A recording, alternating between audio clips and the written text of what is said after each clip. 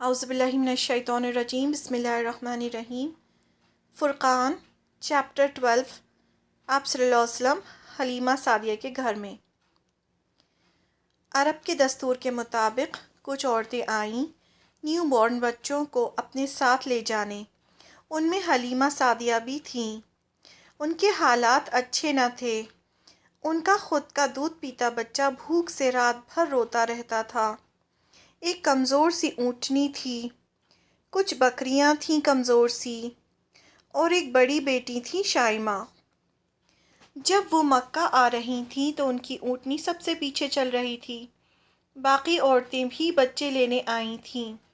مکہ پہنچ کر سب نے امیر امیر گھر کے بچوں کو لیا۔ آپ صلی اللہ علیہ وسلم کی طرف کسی نے دھیان نہیں دیا کیونکہ آپ یتیم تھے۔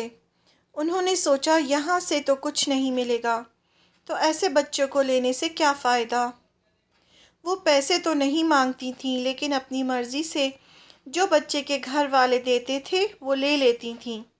سب نے بچے لے لیے۔ حلیمہ سعدیہ کے لیے صرف آپ صلی اللہ علیہ وسلم بچے۔ انہوں نے اپنے شوہر سے مشورہ کیا۔ انہوں نے کہا خالی ہاتھ جانے سے تو اچھا ہے کہ یہی بچہ لے لیں۔ انہوں نے 2 سال کے لیے آپ کو لے لیا۔ جب واپس پلٹیں تو ان کی اونٹنی سب سے تیز چلنے لگی۔ سب کو حیرت ہوئی۔ وہ سمجھ گئیں کہ یہ کوئی غیر معمولی بچہ ہے۔ گھر پہنچنے کے بعد تو ان کے گھر میں اللہ کی رحمتیں آنے لگیں۔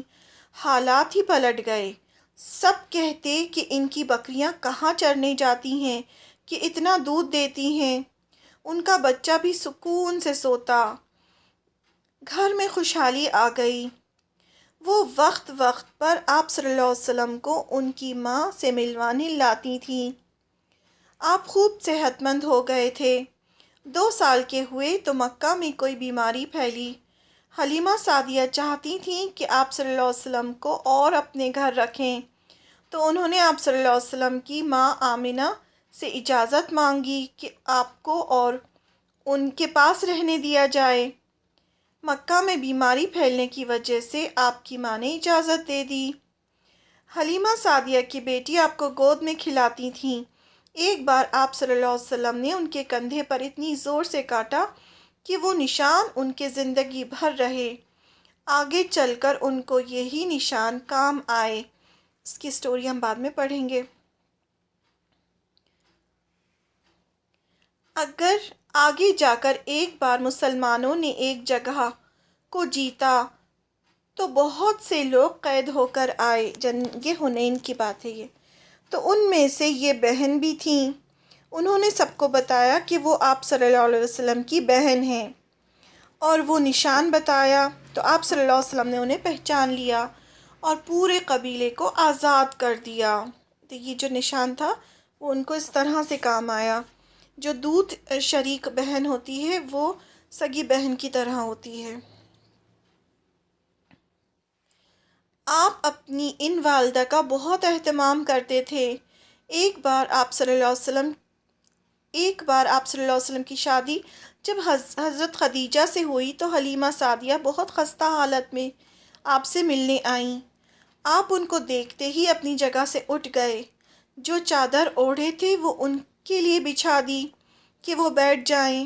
سب نے پوچھا کہ یہ کون ہیں جن کی آپ صلی اللہ علیہ وسلم اتنی عزت کر رہے ہیں، تو بتایا گیا کہ یہ آپ کی رضائی والدہ ہیں، یعنی وہ والدہ ماں ہیں جنہوں نے آپ کو دودھ پلایا ہے۔ حضرت خدیجہ بھی آپ کو بہت عزت دیتی تھیں۔ جب وہ جانے لگیں تو بہت ساری بکریاں ان کے ساتھ کر دیں۔ آپ 5 سال کے ہوئے ابھی بھی حلیمہ سعدیہ کے گھر رہ رہے تھے۔ فریش ایئر میں آپ کی گروتھ بہت اچھی ہو رہی تھی۔ حلیمہ سعدیہ جس قبیلے کی تھیں ان کی لینگویج بھی بہت اچھی تھی، یعنی وہ بہت اچھی عربی بولتے تھے۔ آپ نے لینگویج بھی ان سے سیکھی۔ یہ عرب میں بچوں کو گاؤں بھیج دیا جاتا تھا پیدا ہوتے ہی، تاکہ وہ بہت اچھی عربی سیکھیں اور فریش ایئر میں ان کی پرورش ہو۔ پھر ایک عجیب حادثہ ہوا۔ آپ حلیمہ سعدیہ کے بچوں کے ساتھ کھیل رہے تھے۔ تو سفید لباس میں دو انسان نظر آئے۔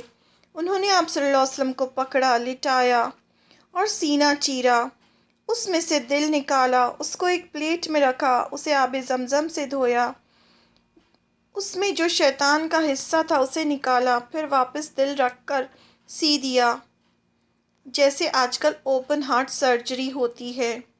یہ آپ صلی اللہ علیہ وسلم نے خود بتایا اور ہم اس پہ یقین کرتے ہیں، ہم مانتے ہیں۔ وہ کون تھے؟ جبریل علیہ السلام تھے وہ۔ جب حلیمہ سعدیہ وہاں پہنچی تو آپ کا چہرہ پیلا ہو رہا تھا اور وہ فرشتے وہاں سے جا چکے تھے۔ اس وقت دونوں میاں بیوی نے محسوس کیا کہ یہ کوئی غیر معمولی بچہ ہے جس کی حفاظت بہت ضروری ہے۔ انہوں نے بچہ واپس لوٹانے کا فیصلہ کیا۔